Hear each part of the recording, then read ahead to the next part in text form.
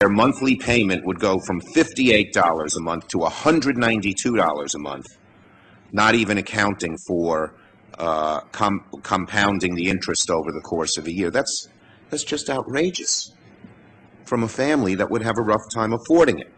So I'd ask you how you answer that family. Two other questions, and then I'll finish and let you conclude.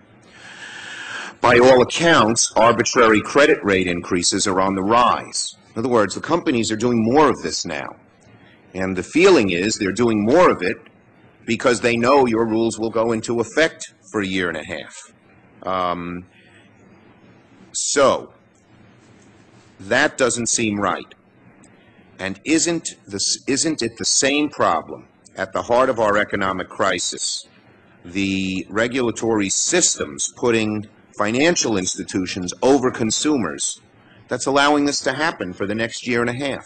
And finally, and maybe most importantly, the original purpose of the Fed's 18-month delay in effective new date of the credit card rules was to give the banks time to, quote, redesign their systems, make changes to their operations. This strikes me as nonsense.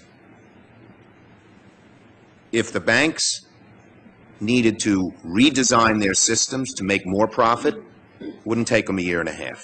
You know that, and I know that. They're very capable of moving up their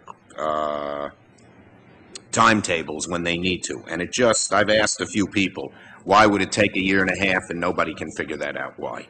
So, how do the benefits of prolonging the suffering of consumers outweigh the costs of forcing these banks to immediately improve predatory credit card practices? Those are my three questions, and I say that as somebody who respects you and admires you, but is very frustrated about this issue and was disappointed in your answer to Senator Dodd. Well, Senator, I'm frustrated as well, and I don't think our positions are as far apart as you seem to think.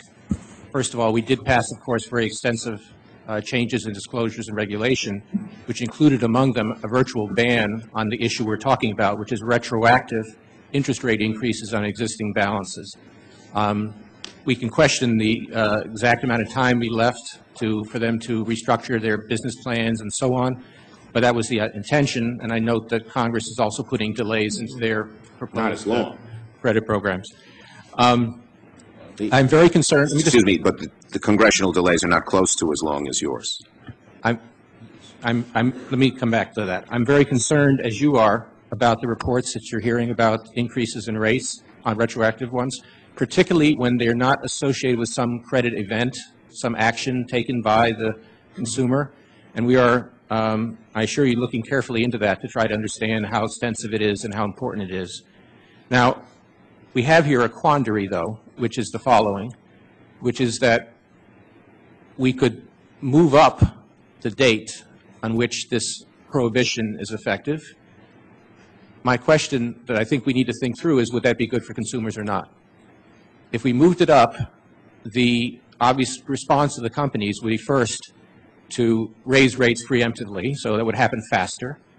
And secondly, because I do believe they do need some time to think through how to restructure their business models so that they can put out credit to riskier consumers in a way that they find profitable. I think that their short-term response would be just to cut a lot of people off.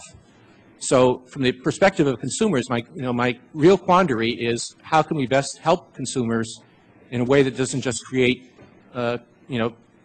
worse problems in the market, and that's the issue that I'm still grappling with.